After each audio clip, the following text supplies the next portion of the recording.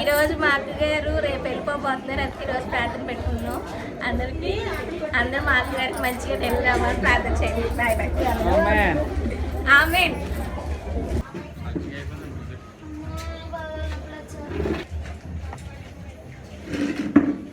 ఏ పాట రావట్లేదు బాగా మీకు ఆన్ చేస్తారా? సరే అభి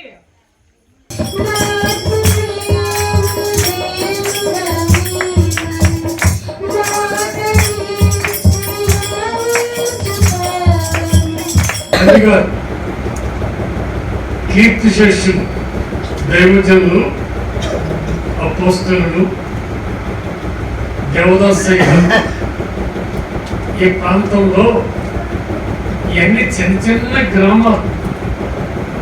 ఎక్కడ పెంకుటిళ్ళు ఉండేవి కాదు. రోడ్లు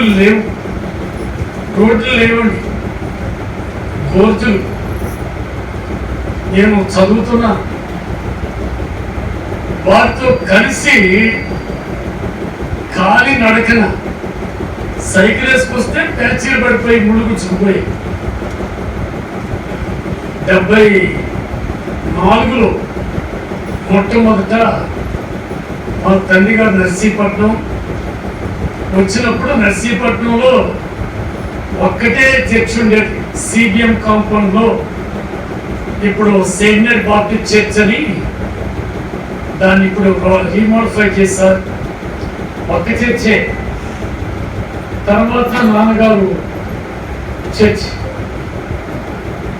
అయితే సిబిఎం కాంపౌండ్ చర్చి అక్కడికే పరిమితం. ఇంకా ఎక్కడికి వాళ్ళు వెళ్ళేవారు కాదు. వాళ్ళ గొడవ అక్కడే. అయితే మా తండ్రి గారు ఈ ప్రాంతాలన్నీ సైకిల్ మీద కాలినడకన తిరిగి ఈ ప్రాంతాల్లో దేవుని యొక్క పరిచర్య జరిగించారు. 74 నిజంగా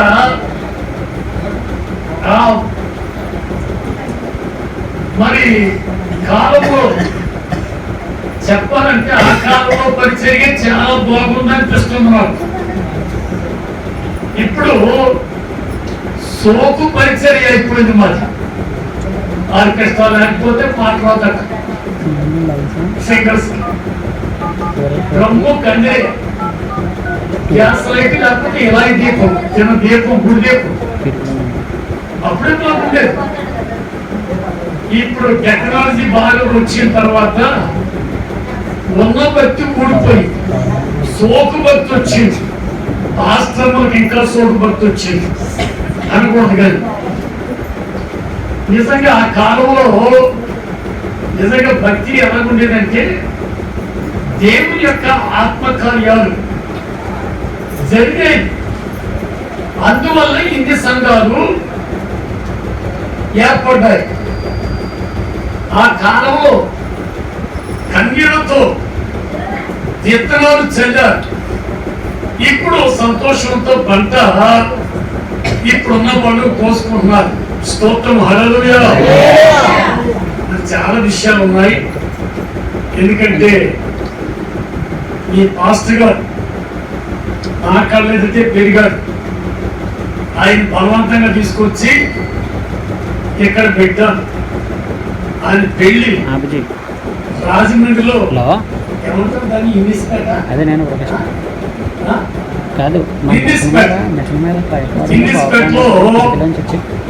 నేనే చేశాను, పెళ్లి చేశాను, వాళ్ళని దీవించాను. మరి ఎవరుకున్నారు అది తెల్లని బాప్తిస్తాను నేనే ఇచ్చాను. అంతేకాదు వాళ్ళ భార్య భర్తలు ఆలోచించి మన పెళ్లి ఏం చేశాడు కదా, మన పిల్లల పెళ్లి కూడా చేస్తే బాగుంటుందని. నాకు ఖాళీ లేదండి, చాలా బిజీ షెడ్యూల్. సమ్మర్ అంటే చాలా స్థలాల్లో మీటింగ్స్ అయినప్పటికీ బలవంతంగా మరి విజయవాడ తీసుకెళ్ళి వాళ్ళ పెళ్లిని కూడా ప్రసంగాలు కూడా చేయడానికి వాళ్ళని దీవించడానికి దేవుడు కృప చూపించాడు. స్తోత్రం. హల్లెలూయా. అంతేగాని ఇక్కడ భారీ ఎత్తున పెళ్లిలు అక్కడ జరిగిన పెళ్లిళ్ళ కంటే ఎక్కువ రిసెప్షన్ కార్యక్రమాన్ని చాలా భారీ ఎత్తుగా ఏర్పాటు చేసి ఈ ప్రాంతంలో ఉన్న సేవకులందరినీ పిలిచి ఎంతో మళ్ళీ పెళ్ళంత అడవిడి పెళ్లి మీద పెళ్ళన్నట్టుగా చాలా ఆహ్లాదకరంగా జరిగించాలి. స్తోత్రం. ఏదేమైనప్పటికీ దేవుడు బిడ్డను దీవించాలి. పిల్లరా, పరిశుద్ధ గ్రంథంలో ఎన్నో విషయాలు ఉన్నాయి. ఈ కూడికి కృతజ్ఞతాస్తుతి కూడిక అని పేరు. ఎందుకంటే దశలోనికైకి రాసిన పత్రికలో 5వ అధ్యాయం 16వ వచనంలో ఉంది, ప్రతి విషయంలో కృతజ్ఞతాస్తుతులు చెల్లించుడి, ఇలాగూ చేయుట యేసుక్రీస్తు నీ విషయములో దేవుని చిత్తము. హల్లెలూయా. హల్లెలూయా.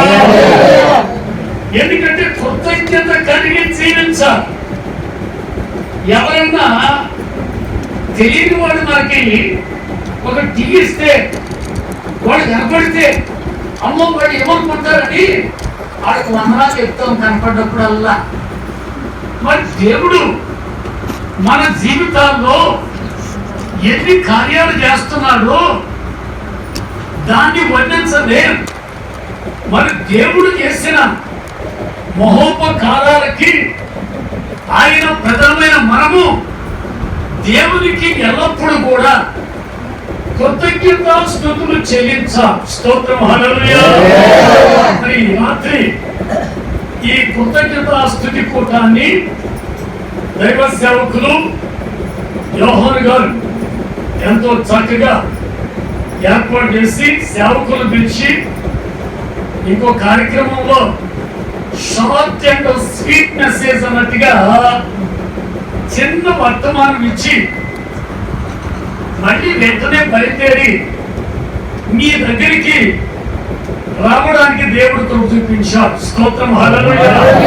ఎందుకంటే కష్టపడే వాడికి ఎప్పుడు పని ఉంటుందంట, సోమవాడికి ఎప్పుడు పని ఉండదు.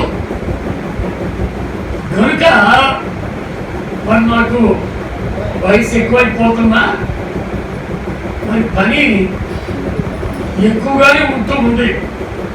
అయినా సోమర్థనంగా నాకు ఉండాలనిపించదు. ఏదేమైనప్పటికీ ఈ రాత్రి నీతో కలిసి కొంత సమయం వాక్యాన్ని పంచుకోవడానికి దేవుడు కృప చూపించాడు. ఒక వాక్యం చదవండి. ఆదికాండం 22వ అధ్యాయం 18వ వచనాన్ని చదవండి. ఆదికాండం 22వ అధ్యాయం. మరియు నీవు నా మాట వినినందున భూలోకములోని జన్ములన్నీయు నీ సంతానము వలన ఆశీర్వదింపబడును. హల్లెలూయా. యోహాను గారి యొక్క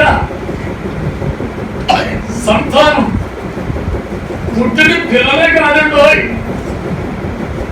నన్ను అడిగితే వాళ్ళ కట్టును పుట్టిన పిల్లల కంటే ఆత్మీయ పిల్లలు మీరు ఎక్కువ. స్తోత్రం. హల్లెలూయా.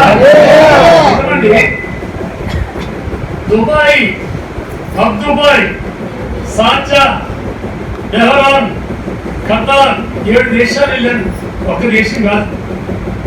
ఎందుకంటే ఆ దేశాల్లో కూడా ఏ పాకిస్తాన్ ఇచ్చినోడు ఎన్నిసార్లు ఫోన్లు అయ్యారు. ఇక్కడ ఉన్న తెలుగు సంఘాలు మీ అయ్యగారిని పిల్లండి అంటే వాళ్ళు కూడా చూడండి. నీ పెళ్లి మానేసి నా పెళ్లి కంటే అన్నట్టుగా ఇక్కడేమో చాలా బిజీ సెంటర్ ఉన్నారు. కానీ నేను అన్ని ప్రోగ్రామ్ అంతా డిసెంబర్ నెల నుంచి జనవరి 10th వరకు మొత్తం డే నైట్ సెక్యూరిటీ అంతా ఫిలప్ అయిపోయింది. అయితే అందుకని 22వ తారీఖున బయలుదేరి విజయవాడ నుంచి షార్జా నుంచి దుబాయ్, అలాగే ఖతార్, మరి బెహ్రాన్, ఈ దేశాలన్నీ కూడా 7 దేశాలు గిరగిర తిరిగేశారు. ఆఖరికి వచ్చేటప్పటికి కొంచెం హెల్త్ ప్రాబ్లం వచ్చింది. ఇంకా లాభం లేదని ఎంత టికెట్ ఎంత ఎక్కువైనా పర్లేదు, ఈ డబ్బులు ఇవ్వకపోతే నేను పెట్టుకుంటానని మళ్ళా తిరిగి రావడానికి చూపించాం. స్తోత్రం, హల్లెలూయా. అలాగే మీ సేవకులు ఎక్కడో పుట్టాడు. ఈ సేవకుడే కాదు, నేను కూడా ఎక్కడో పుట్టాను. కొండలో పుట్టాను, కొండలో పుట్టాను. ఎక్కడో పుట్టినోడిని దేవుడి ప్రాంతాలు తీసుకొచ్చాం. అలాగే ఎక్కడో పుట్టినటువంటి మీ అయ్యగారిని ఈ ప్రాంతానికి తీసుకొచ్చి ఈ ప్రాంతాల్లో పరిచర్య చేసి అనేక మంది ఆత్మీయ బిడ్డలుగా మిమ్మల్ని సిద్ధపరిచి దేవుని యొక్క రాజ్యానికి అద్భుతాలుగా చేయడానికి దేవుడు ఇక్కడ ఏర్పాటు చేసుకున్నాడు. స్తోత్రం, హల్లెలూయా. బైబిల్లో ఉన్న వాక్యం చదివించారు. మరియు నీవు నా మాట వినినందున భూలోకములోని జనములన్నీ నీ సంతానం వలన ఆశీర్వదింపబడును. అబ్రహాముతో దేవుడు ఈ మాట మాట్లాడాడు. నిజంగా ఈ భూలోకములో ఉన్న జనాంగములన్నిటికీ అమ్మా వినండి, వాక్యం చూపిస్తే సమయం చాలదు. అన్నిటికీ మూల పురుషుడు అబ్రహాము. అనే మాటకు అర్థం ఏంటి తెలుసా? గౌరవనీయుడు అని అర్థం. అబ్రహాము సరిగ్గా చూడండి, అబ్రహాం కాదు, అబ్రహాము అనే మాటకు గౌరవనీయుడు. దేవుడు అబ్రహాంకు పరీక్ష పెడితే పరీక్షలో గెలిచాడు. ఈ పేరు గౌరవనీయుడు అనే పేరు కాదు. ఈ పేరుని ఇంకా ఎంత ఎలా చేస్తారంటే జనాంగములకు తండ్రిగా చేస్తాను. అబ్రహాం అంటే జనాంగములకు తండ్రి. హల్లెలూయా. అంటే మీ అయ్యగారిని ఎలా చేశాడంటే జనాంగములకు తండ్రిగా చేశాడు. హల్లెలూయా. పిల్లలకి ఆలకి పుడతారు, పిల్లలు పుడతారు. ఎందుకంటే మాడుగుగా రాదు, గుడివాడలో పెళ్లి చేస్తారు. ఒక అబ్బాయికి పెళ్లి చేస్తే ఆడికి పిల్లలు పుట్టారు. సరే, ఆడి పిల్లలకి పెళ్లి చేశారు. మళ్ళీ పిల్లలు మరి పెద్దోడైపోయారు. మొన్న అంటారు, అయ్యారు మా మనవలు కూడా మీరే పెళ్లి చేయాలి. ముది మనవలకండి, ముది మనవలు కూడా పెళ్లి వాళ్ళు చెత్త అయిపోయారు. ముది మనవలు కూడా నన్నేమో ఈడు తాతయ్య అంటుంటే ఆ ముది మనకు కూడా తాతయ్య అన్నారు. స్తోత్రం, హల్లెలూయా. వాడుకలో ఒక కార్యక్రమానికి మనం వెళ్తే వాళ్ళు అన్నారు పిల్లలుంది తాతయ్య నా పెళ్లి చేస్తావా చేస్తానే అన్నాడు. స్తోత్రం, హల్లెలూయా. నేను రప్పుకుంటారు ఉండాలని చేస్తాం. స్తోత్రం, హల్లెలూయా. యేసయ్య రాకడా ఆలస్యమైతే నా పోకడ అనేది ఆలస్యమైతే చేస్తాం. కనుక ఎందుకు విషయం చెప్తున్నానంటే దేవుడు మనం నిజంగా కుటుంబ వ్యవస్థను ఆశీర్వదిస్తాడు. ఎప్పుడు ఆశీర్వదిస్తాడు తెలుసా? చూద్దాం, కొన్ని మాటలు చూద్దాం. బైబిల్లో ఈ కుటుంబ వ్యవస్థ గురించి చాలా విషయాలు ఉన్నాయి. కానీ 115వ కీర్తన 13-14 వచనాలు చదవండి. 115వ కీర్తన 13. చూడండి, పిల్లలనేది పెద్దలనేది.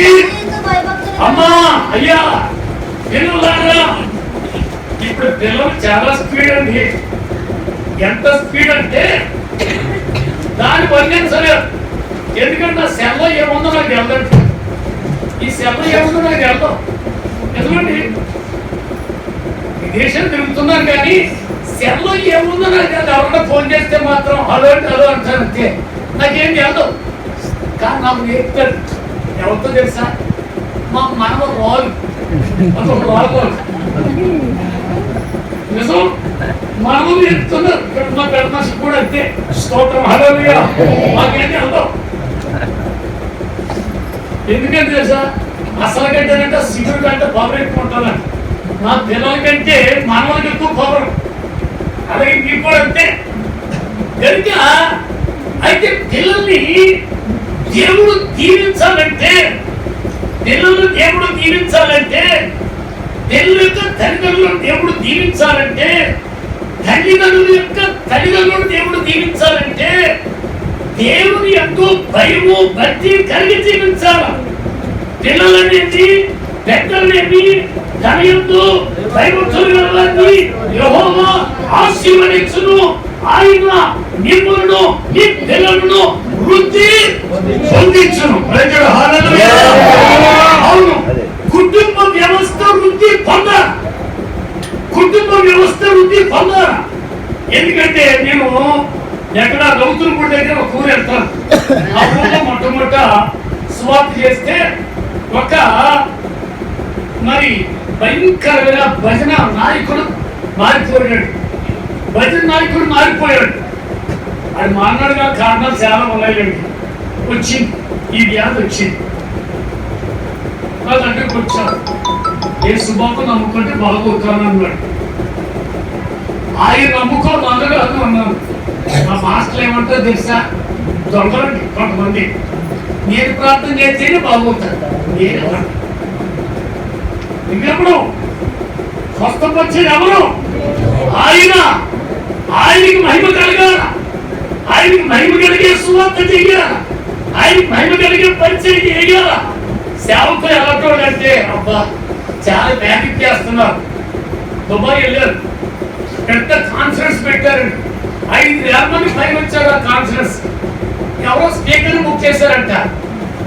ఆయన జనాన్ని చూసి, బాబు ఈ జనాన్ని చూస్తే నేను మాట్లాడాను, నేను నన్ను సర్దాని తీసుకెళ్ళారు. ఏదో కాన్ఫరెన్స్ జరుగుతుంది, సర్దా తీసుకెళ్లారండి. ఏదో ముసలోని ఏదో చూసుకున్నాను. ఎవరైనా ఉన్నారు, మా ఆత్మీయ పెద్దని ఒక అర్థం చెప్పాడు. మాట్లాడతాడు, ఏది మాట్లాడు 5,000 అదే 5 లక్షలైనా మాట్లాడతాను, నాకేం భయం. స్తోత్రం హల్లెలూయా. ఆ కాన్ఫరెన్స్ లో మాట్లాడితేనండి ఆఖరణ వచ్చి నన్ను గుర్తు పెట్టుకొని మా సంఘాలకు రావాలి, మా సంఘాలకు రావాలి. ఎందుకంటే 7 దేశాల్లో ఉన్న సంఘాల్లో ఉన్న వాళ్ళందరూ అక్కడికి వచ్చారు. నాకు చాలా ఆశ్చర్యం వేసింది. వాళ్ళందరూ అడ్రస్ తీసుకున్నారు. ఇంకో 2 నెలలు ఉండాలి నేను అసలు. కానీ కొంచెం నాకు ఈ హెల్త్ ప్రాబ్లం వల్ల అన్ని క్యాన్సిల్ చేసుకొని రావటం జరిగింది. కనుక పిల్లరా, స్వస్థత ఎవరంటే దేవుడు చెయ్యాలి. ఆ వ్యక్తిని అన్నాను, నేను కాదు, నా దేవుడు చేస్తాడు, నా దేవుని మీద నీ విశ్వాసం ఉంచు అని నువ్వు రాసి ప్రార్థన చేస్తాను. ఆశ్చర్యకరుడైన ప్రభు. ఎందుకంటే ఆయనకు వచ్చిన జబ్బు కంట ఎన్ని మందులు వాడాడు. ఎందుకంటే బడ్జెట్ నాయకుడు కదా, బాగా డబ్బులు బాగా ఇచ్చేవారు. కానీ నేను అన్నాను, భజన మానే అక్కడికి వెళ్ళడానికి లేదు, యేసు ప్రభును సొంత రక్షకుడిగా అంగీకరించని చాలా విషయాలు చెప్పి బాధపరిస్తే అని మానేస్తాను. ఇప్పుడు రాంబాబు యేసుబాబు భక్తుడైపోయాడు. స్తోత్రం హల్లెలూయా. ముందు రాంబాబు అతని పేరు, యేసుబాబు అయిపోయాడు. నేను అన్నాను, ఈ ఊరికి పేరు ఎలాగొచ్చింది, అడిగల్లో మల్లవరం అనే పేరు ఎలాగొచ్చింది అన్నాను. అన్నాడు, మా తాత ఎవడో ముత్తాత ఎవడో ఒకడు అంటండి, మోసు పెట్టుకొని వచ్చి చిన్న గుడిసేసుకొని ఇక్కడ మా తాత మా మామ ఇక్కడ కాపురం పెట్టారంటండి. ఆడతోటి ఈ ఊరు మా ఇంటి పేరు మీద ఏర్పడ్డాడండి. ఎంత పెద్ద ఊరు అయిపోయింది అన్నాడు, చాలా పెద్ద ఊరు అయిపోయినాడు. అంటే ఒక్క కుటుంబము ఒక పెద్ద ఊరు అయిపోయింది. అది అంత ఎందుకు, ఆది మానవులు ఆదాము అవ్వలు వాళ్ళు దేవుడు ఆశీర్వదించాడు. ఆది కాండం 1:28 చూస్తే దేవుడు వారిని ఆశీర్వదించను. ఎక్కడిగా మీరు భరించి అభివృద్ధి పొంది విస్తరించి భూమిని నిందించుడి. ప్రజలు హల్లెలూయా. అబ్బా ఇప్పుడు ఎంతమంది తెలుసండి? 780 కోట్లు జనము ఇప్పుడు భూమి మీద ఉన్నారు. అంటే 800 కోట్ల మంది ఇప్పుడు భూమి మీద ఎంత ప్రజలు ఉన్నారు. స్తోత్రం హల్లెలూయా. కనుక మరియు నీవు నా మాట వినందున భూలోకములోని జనములన్నీ ఈ సంతానం వలన ఆశీర్వదించబడును అనే మాటలో చాలా విషయాలు ఉన్నాయి. అంటే ఈ భూలోకములో ఉన్న జనాంగములకు అబ్రహాము మూల పురుషుడయ్యాడు. అబ్రహాములో నుంచే ఇశ్రాయేలీయులు వచ్చారు. అంటే ఇస్సాకు ద్వారా ఇశ్రాయేలీయులు వచ్చారు. ఇష్మాయేలు ద్వారా ఇష్మాయేలీయులు అంటే ముస్లిమ్స్ వచ్చారు. అలాగే వాళ్ళిద్దరు అమ్మలు పోయిన తర్వాత ఇంకొక అమ్మ చేసుకున్నాడు. చెప్తే సమయం చాలదు. కెతూరా ఆ అమ్మ చేసుకుంటే ఆ అమ్మకి పుట్టారు. ఇప్పుడు ఆ అమ్మ నుంచి వచ్చిన జనాంగం మనం అందరం ఏం చెప్తా తెలుసా? ఆ పెద్ద మంది చెప్పినా ఈ పెద్ద మంది చెప్పినా అన్ని జనాంగంలోంచి యేసు ప్రభువును రక్షి అంటే మనమందరం ఎవరండి చెప్పండి? అన్ని జనాంగం. ప్రజలు హల్లెలూయా. అన్ని జనాంగంలో నుంచి దేవుడు మనను ఏర్పాటు చేసుకున్నాడు. దేవుడు ఏర్పాటు చేసుకున్నాడు. ప్రియులారా, అంటే జనాంగములకు మూల పురుషుడు. అందుకని మరియు నీవు నా మాట తిరిగినందున భూలోకంలోని జనాంగములన్నీ నీ సంతానం వలన ఆశీర్వదించబడును. ప్రజలు హల్లెలూయా. దేవుని యొక్క ఆశీర్వాదం. అందుకనే 115వ కీర్తన భాగంలో పిల్లలనేమి పెద్దలనేమి తన యందు భయభక్తులు గల వారిని యెహోవా ఆశీర్వదించును. ఆయన మిమ్మల్ని నీ పిల్లలను వృద్ధి పొందించును. ప్రజలు హల్లెలూయా. మామూలుగా కాదు. నీ పిల్లలకు ఎలాగైపోవాలి తెలుసా? డాక్టర్స్ అయిపోవాలి. నీ పిల్లలు ఇంజనీర్లు కావాలా? నీ పిల్లలు గొప్ప వ్యక్తులు అవ్వాలి. స్తోత్రం హల్లెలూయా. నీ పిల్లలు మంచి మిషనరీస్ అవ్వాలి. స్తోత్రం హల్లెలూయా. ఆ కొడుకు బెంగళూరులో ట్రైనింగ్ అయ్యాడు. ఈ బాబు ముసలోడు అయిపోయినరా పరిచర్య చేయనంటే ఎదురడి అందుకే వద్దురా బాబు ముసలోడు అంటే ఎదురడి నేను ఇంకా బాగా రీసెర్చ్ చేస్తానని గోడ తెచ్చాడు. సరే వెళ్ళాడు. అక్కడ చికాగోలో ట్రినిటీ యూనివర్సిటీ అని ఉంది. ప్రపంచంలో పెద్ద టాప్ యూనివర్సిటీ. తక్కువ కాదండి. ఇప్పుడు దగ్గర లేదంటే ఒక 15 లక్షలు 16 లక్షలు పంపించారు. అదేమన్నాడు తెలుసా? కానీ 2 ట్రైన్స్ మారి ఒక బస్సు మారి వెళ్ళాల్సి వస్తుంది యూనివర్సిటీకి. కారు కావాలన్నాడు. ఒరే కారు కొనలేనురా, కారు కొనలేనురా. ఇప్పుడు ఇక్కడున్న కారుకే 20 లక్షలు పైన అయిపోయింది అంటే కారు కావాలని కూర్చో. ఏం తప్పదు. మరి కొంత అమౌంట్ పంపించారు. వాళ్ళ ఫ్రెండ్ ఎవడో 8 లక్షలు ఇచ్చాడు. కారు కొనుక్కొని కారు మీద వెళ్తున్నాడు యూనివర్సిటీకి. ఎందుకంటే ప్రార్థన చేస్తున్నాడు, ప్రభువా నా కొడుకు మంచి స్పీకర్ అవ్వా. ఎందుకంటే నేను పల్లెటూరు ప్రసంగికుడిని, పల్లెటూరులో చేసే ప్రసంగికుడిని అంటే తమ్ముడు చేస్తాను అనుకోండి.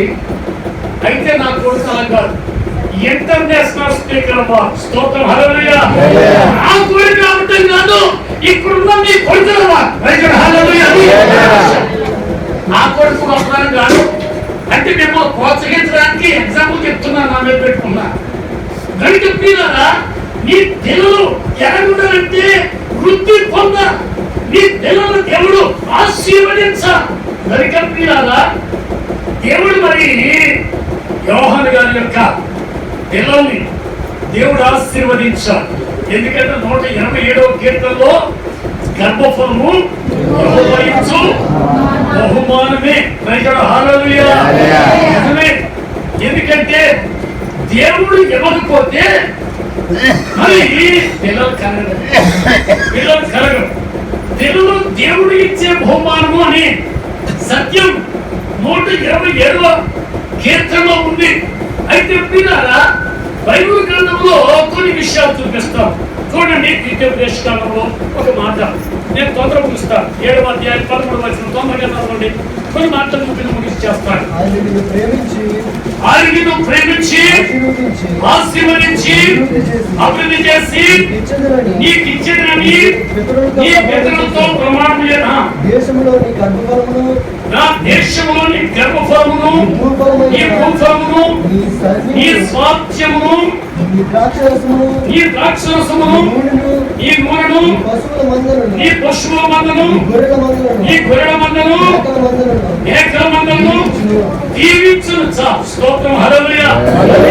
నిన్ను ప్రేమించి ఆశీర్వదించి అభివృద్ధి చేసి. ఇక్కడ చక్కని మాట. ఎందుకంటే దేవుని యొక్క ప్రేమ కుటుంబాల మీద ఉండాలి. స్తోత్రం. హల్లెలూయా.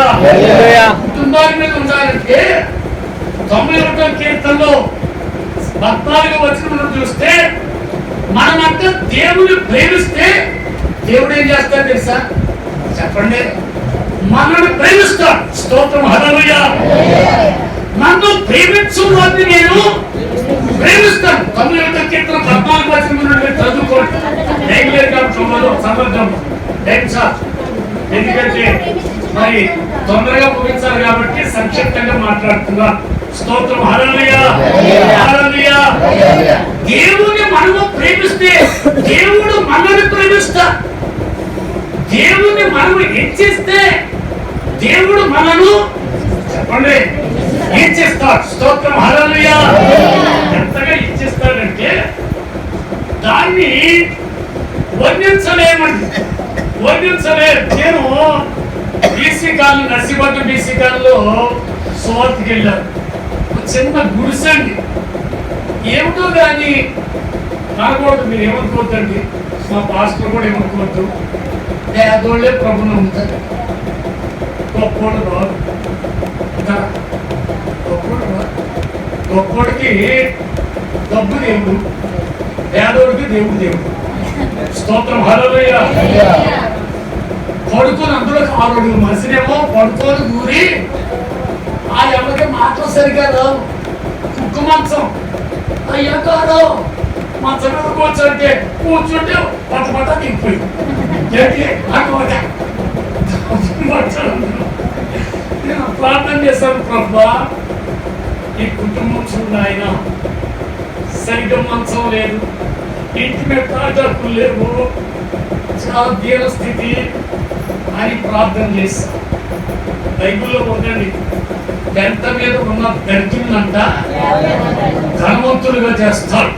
స్తోత్రం. హల్లెలూయా. ఆ కుక్కుమంచంలోని అలాగా గంటకి తెంపాయి కదా, ఆ పట్టి మీద కూర్చొని ప్రార్థన చేస్తారు, కన్నీటితో ప్రార్థన చేస్తారు. ప్రభువా మేము దరిద్రం తీసేనైనా అని ప్రార్థన చేస్తే ఆ అమ్మ మా చర్చిగాడికి వచ్చి బియ్యమై బాగు చేయటం చేస్తే బియ్యమై ఇవ్వటం. ఆ తర్వాత మరి పాప రిక్షా లాగివ్వడు మరి 15 అయితే ఎప్పిలాగా దేవుడు ఎంతగా దీవించాడంటే గుడిసెలు పోయి బిల్డింగ్ అయిపోయింది. స్తోత్రం. హల్లెలూయా. బిల్డింగ్ చేశారు. కుక్కి మంచం వెళ్ళబోయి డబల్ కాటు మంచం కుర్చీలు అన్ని వచ్చేసారు. స్తోత్రం. హల్లెలూయా. కన్నీటితో చేశాను ప్రార్థన, ప్రభువా వీళ్ళ స్థితి మార్చుంది. మా సేవకులు అదే ప్రార్థన చేస్తాం. ఎందుకో తెలుసా, అంటారు కదా, ఎద్దు బాగుంటేనంట అద్దె ఎప్పుడైనా వస్తాడు. స్తోత్రం. హల్లెలూయా. గొర్రెలు బాగుంటేనంట గొల్లవాడు బాగుంటాడు, విశ్వాసులు బాగుంటే కాపురం బాగానే ఉంటాడు. స్తోత్రం. హల్లెలూయా. కనుక ఈ ద్వితీయోపదేశకాండం 7వ అధ్యాయంలో ఉన్న విషయాలు చాలా విలువైన విషయాలు. ఎందుకంటే దేవుని ప్రజలమైన మనం దేవుని ఎక్కువగా ప్రేమించాలి, దేవుని గణపరచాలి, దేవుని గణపరచాలి. కనుక అప్పుడు మన దగ్గర పోతాం. దేవుని మాట నేను గోవాక్యం చదివించాను కదా, మరియు నీవు నా మాట వినినా. దేవుడు మాట్లాడాడు కదా అబ్రహాముతో, అలాగే మీరు కూడా దేవుని మాట వింటే దేవుడు మిమ్మల్ని దీవిస్తాడు. నిజమే, ఈ ప్రాంతానికి వచ్చినప్పుడు చిన్న చిన్న గుడిసెలు అన్ని బిల్డింగ్లు అయిపోయారు. నేను ఎంత సంతోషిస్తాను ప్రభా, పేదలు ఆయన నేను నమ్ముకున్నా ఇలా గుడిసెలో ఉంటాం కాదు ఆయన, మంచి బిల్డింగ్స్ వీళ్ళకి ఇవ్వండి ప్రభు, ఆర్థికంగా వీళ్ళు అభివృద్ధి పొందాలి ప్రభువా. ఎందుకంటే పేదని మీరు ధన్యులు అన్నావు, పరలోక రాజ్యం మీదన్నావు. దేవా వీళ్ళని దీవించిన ఆయన ప్రార్థన చేస్తాం. కనుక ఈ వాక్యాన్ని వివరిస్తే సమయం చాలు. ఇంకొక మాట చూద్దాం, చూడండి 132వ కీర్తన భాగం 11వ వచనం. ఎస్ ఒకసారి చదువు. నీ గర్భఫలమును నీ రాజ్యం మీద నేను నియమించును. ప్రైజుడు హల్లెలూయా. నీ గర్భఫలమును నీ రాజ్యం మీద నియమించును. నిజమే, మన పిల్లలు గొప్ప నాయకులు కూడా అవ్వాలి. స్తోత్రం హల్లెలూయా. ఎప్పుడు ఒకలాగుంటాం కాదు, ఎప్పుడు ఒకలాగుంటాం కాదు. నిజంగా అమెరికా దేశం, ఎందుకంటే నేను వరల్డ్ హిస్టరీ చదివాను. ఒకప్పుడు అమెరికా దేశం ఎందుకు పనికిరాని దేశం, ఎందుకు పనికిరాని దేశం. అసలు మన భారతదేశం ప్రపంచంలో అత్యున్నతమైన దేశం మన దేశమే. మీకు ఏదో దుబాయ్ అవి ఏం పెద్ద గొప్పే కదా, గుర్తు ఎడారి ఎందుకు పనికిరాని, నీళ్లు లేవు, బట్టలు లేవు, తిండి లేదు, అలాంటి దరిద్రమైన దేశం. అలాంటి దేశాన్ని దేవుడు దీవించడానికి కారణాలు చాలా ఉన్నాయి, అయ్యేది చెప్పిన టైం లేదు. మరి అమెరికా దేశం ఇప్పుడు ప్రపంచంలో ఏమంటారు తెలుసా? పెద్దమ్మ దేశం అంటాం. ఏంటండి పెద్దదంటే పెద్దోడు చెప్తే అందరూ మాట ఈయన పెద్దమ్మ దేశం అంటారు. స్తోత్రం హల్లెలూయా, హల్లెలూయా. ఎందుకు చెప్తున్నారంటే మరి ఆ దేశం గొప్ప వ్యక్తులు అపనాడు గల కారణం మరి వాళ్ళందరూ ప్రభువు నమ్ముకున్నారు. ఆ దేశాన్ని పరిపాలన చేసే వాళ్ళు ప్రభువు నమ్ముకున్నారు కాబట్టి అంతగా దేవుడు దీవించారు. స్తోత్రం హల్లెలూయా. దేవుడు దీవెన వారి మీద ఉంది. ఇప్పుడు దీవెన పోతుంది, వెళ్ళిపోతుంది తెలుసా? పొరలు ఎక్కడ పరిగిపోయినట్టు దేవుడు దూరం అయిపోయాడు. ఎందుకంటే దేవుడు దూరం అయిపోయాడు. కరోనా వచ్చినప్పుడు మీరు చూసేయమంటారు కొన్ని వాళ్ళు కొన్ని విషయాలు దేవునికి వ్యతిరేకంగా పనులు చేస్తున్నారు కాబట్టి అక్కడ కూడా కొన్ని విషయాలు జరుగుతున్నాయి. కనుక పిల్లరా, దేవుడు మన కుటుంబాన్ని, మన బిడ్డలను అత్యధికంగా ఆశీర్వదించాలంటే దేవునికి లోబడి జీవించాలి. స్తోత్రం హల్లెలూయా. నీ గర్భఫలమును ఎవరండి? నీ రాజ్యం మీద నేను నియమించును. ప్రైజుడు హల్లెలూయా. అంటే మన పిల్లల్ని ఎంత ఉన్నతమైన స్థితిలోనికి తీసుకుని వెళ్ళాలో అది ఎక్కడుందో తెలుసా? మనలోనే ఉంది. మన పిల్లల్ని భక్తిలో పెంచాలి. ఎందుకంటే రేపు మాకు, ఎందుకంటే మా యోహాన్ గారు ఏమవుతాడంటే మోసగుడు అయిపోతాడు. ఏమవుతాడు తెలుసా? మనవడు కొడితే మరీ తాతాన్ని ఎక్కడతాడు, తాతంటాడు లేదా పేతంటాడు. స్తోత్రం హల్లెలూయా, హల్లెలూయా. కనుక వాళ్ళని పిల్లల్ని భక్తిలో పెంచితే వాళ్ళు గొప్పవాళ్ళు అవుతారు. స్తోత్రం హల్లెలూయా. వర్ణించడానికి ఇప్పుడు టైం లేదు. ఇంకొక వాక్యం చూద్దాం, చూడండి. బైబిల్లో మరి ఆఖరిగా కోడలు గారికి ఒక ఆశీర్వాద వాక్యం చెప్తారు.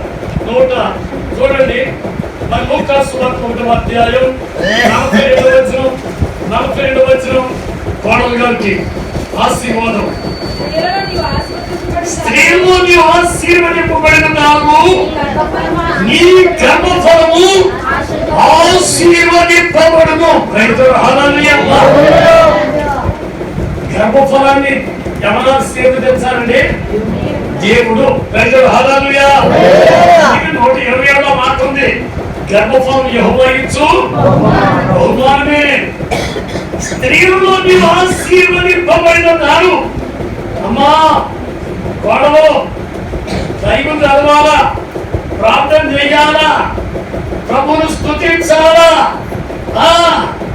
అంతేగాని మరి ఇంకొక రకంగా ఉండకూడదు. ఏడుకోని ఆచారాలు చెయ్యొద్దు. ఆచారాలు చేస్తున్నారండి, మనలో కూడా వచ్చేసాయండి. క్రైస్తవ్యంలో కూడా వచ్చేసాయి. ఇచ్చేసారండి. ఏంటో కార్యక్రమం అన్నారు. నేను అన్నాను చిన్న ప్రార్థన చేసి వెళ్ళిపోతాను, నేను ఇక్కడ కూర్చోనని వచ్చేసాను. ఏంటంటే స్త్రీ మొత్తం ఈయన పట్టుకొచ్చేసారు, ఏంటంటో పట్టుకొచ్చి పెట్టేశారంట. అది ఎందుకు చూసేసరికి నాకు బతిపోయింది. దేవుడి పిల్లలు చేయొచ్చా? చెప్పండి. చేయకూడదు. స్తోత్రం హల్లెలూయా. చేయకూడదు. దేవుడికి ఈరోజు నేను ఆ రోజు చెప్పాను, ఇది ఆశీర్వాదం కాదంటే దానికి దెబ్బతిన్నా. ఆ తర్వాత చెప్తున్నాను చెప్పండి, అందుకని మాకు దెబ్బ వచ్చింది. దెబ్బలు తగులుతాయి. బైబిల్లో ఏమన్నా తెలుసా? లూకాసు వార్త చదువుకోండి, చదవనుకోని. లూకాసు వార్త 12వ అధ్యాయము 47వ వచనం అనుకుంటాను. ఒకసారి చదవండి. ఎందుకంటే మన దేవుడు చెప్పినట్టుగా జరిగిపోతే కొన్ని దెబ్బలు కూడా ఉంటాయి. అమ్మా మా కోడబిడ్డలు చెప్తుంటా, అందరికి బుద్ధులని చెప్తున్నా. చెప్పండి. తన యజమానుడి చిత్తం ఎదుగు అలాగూ సిద్ధపడక తన చిత్తము చొప్పున జరిగింపగా ముందు దాసునికి ఏంటవుతాయమ్మా? దెబ్బలో తినొద్దు. సేవకుడు చెప్పినట్టుగా చెయ్యండి. సేవకుడు కాదు, సేవకుడు కూడా సరిగ్గా లేదు. మా సేవకుడు అంటాడు, కొంచెం ఎక్కినా పర్లేదు, నేను ఎక్కినా పర్లేదు, నేను అన్ని చేస్తాను అంటాడు. రేపు పలికిమానుడా, ఏంట్రా ఏం చెప్తున్నావు నువ్వు అంటే వాడికి బాధ అయిపోతుంటే నేను వినుకుంటాడంట. ఈ పాస్ట్ అంతే అందరూ చేసినట్టు మనం లేకపోతే ఏమనుకుంటారు అందరూ. అది మొదలెట్టినట్టాడు అంటే బొట్టు జుట్టు కొబ్బరికాయలు కొట్టడం, కొన్ని విషయాలు చేయడానికి వీలు. చెప్పండి, చేయడానికి వీలు లేదు. స్తోత్రం హల్లెలూయా. యజమాను చిత్తం ఎరిగి అలాగూ సిద్ధపడక ఉండు దాసునికి ఏమవుతుందండి? అనేక మంది దెబ్బలంటే చూడండి, ఎనప మొక్క ఇనుము పనికి రాకుండా తుప్పట్టేసి పాడైపోయి ఉంటారు. ఆ ఎనప మొక్క సరిగా కొలుములో పెడతాడు. కొలుములో పెట్టి ఎనక కాల్చి ఇక్కడ ఈ పక్కన ఒకటి పెడతాడు, ఆ పక్కన ఒకటి పెడతాడు. ఇనుప దెమ్మ మీద ఎర్రగా కాల్చి ఆ దెమ్మ మీద ఆ ఎనమొక్క పెట్టి ఈయన అని అంటాడు, మరే సుత్తుతోటి దెబ్బ కొట్ట, సుత్తో దెబ్బ కొట్టే తప్ప కొడుతుంటే ఆ ఎనమొక్క అంటారు, ఆయన యజమానుడా నువ్వు ఎలా చెప్తే అలా పంపుతాడు రా అంటాడు. కొలుములో బైబిల్లో కొలుములు అంట ఇబ్బంది అని కొలుములో నిన్ను చేయండి కోటనే వేస్తాడు. స్తోత్రం హల్లెలూయా.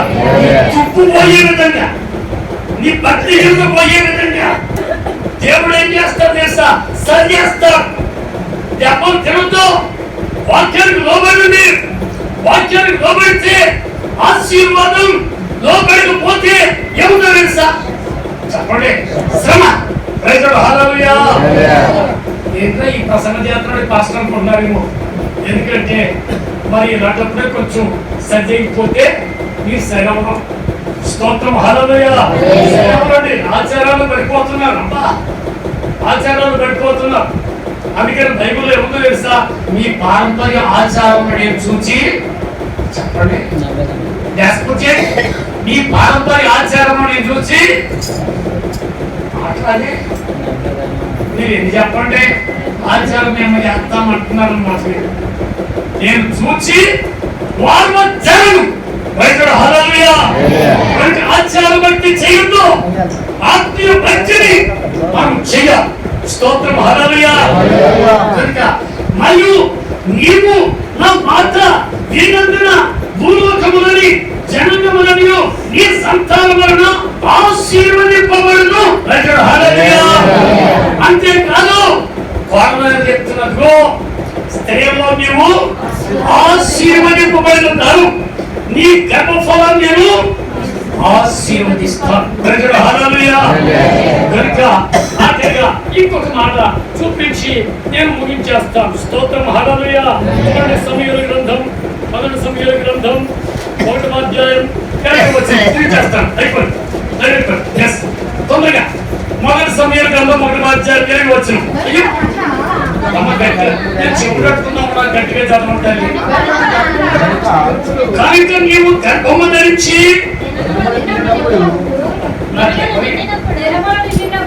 దినములు నిండినప్పుడు ఒక కుమారుని కని నేను యెహోవాకు మొక్కుకొని నేను అడిగితనుకొని వారికి సమూయేలు అను పేరు పెట్టెను. అన్న ప్రార్థన చేసిందండి, మందిరంలో ప్రార్థన చేసింది. ఆ ప్రార్థన పాస్టర్ గారికి తెలియదు. నిజమే, నువ్వు చేసే ప్రార్థన మనుషులు తెలియక్కర్లేదు. కొంతమంది అబ్బా మా చేతిలో ఒక అమ్మ ఉంటుందండి, మీ అయ్యగారు కూడా తెలిసి ఉంటారు, కొరణమ్మని ఉండేది. అబ్బా పెద్ద కేకలు ఎట్టేసేదండి బాబు. చచ్చిపోయిన శవం దగ్గర కేకలెట్టి కేకలెడితే నేను అనేమన్నా అమ్మ కొరణమ్మ నీకు పుణ్యముంటుందమ్మా, అలా కేకలెట్టొద్దమ్మా, అలాగే కేకలెట్టి ప్రార్థన చేయొద్దమ్మంటే ఒరే కొడుపాస్టరు నువ్వు చెప్తావా నువ్వు నన్ను అనేదండి. నేను నవ్వుకునేవాడిని, నేనేం అనుకునేవాడి కాదు. ఒక కొరపాస్టరు దండి కొరణమ్మని సంతపల్లి నర్సిపాటు. ఎందుకంటే మనం చేసే ప్రార్థన ఎవరు తెలియండి. అన్న దేవుని మందిరంలో ప్రార్థన ఏమి చేసిందో ఏమీ తెలియదు. తెలియక ఏమి ఆ యముడికి వెళ్ళి అమ్మా యమునాగిరి ఇలాగే అమృతున్నదేంటి అని అంటే నా ఏలినవాడ ఆ మాట అనవద్దు, నా ఏలినవాడ ఆ మాట అనవద్దు, నా కష్టాన్ని నా దేవుడితో చెప్పుకున్నా. స్తోత్రం హల్లెలూయా. ఒక్కవాడు చేసుకొని ప్రార్థన చేసేది దేవుడు. అన్నా ప్రార్థన ఆలకించాడు, అన్నా ప్రార్థన ఆలకించాడు. అన్నాకి చక్కని కొడుకును దేవుడు ఇస్తే ఆ బిడ్డను 3 సంవత్సరాలు పాలుగిచ్చి పేరు పెట్టిన సమూయేలు.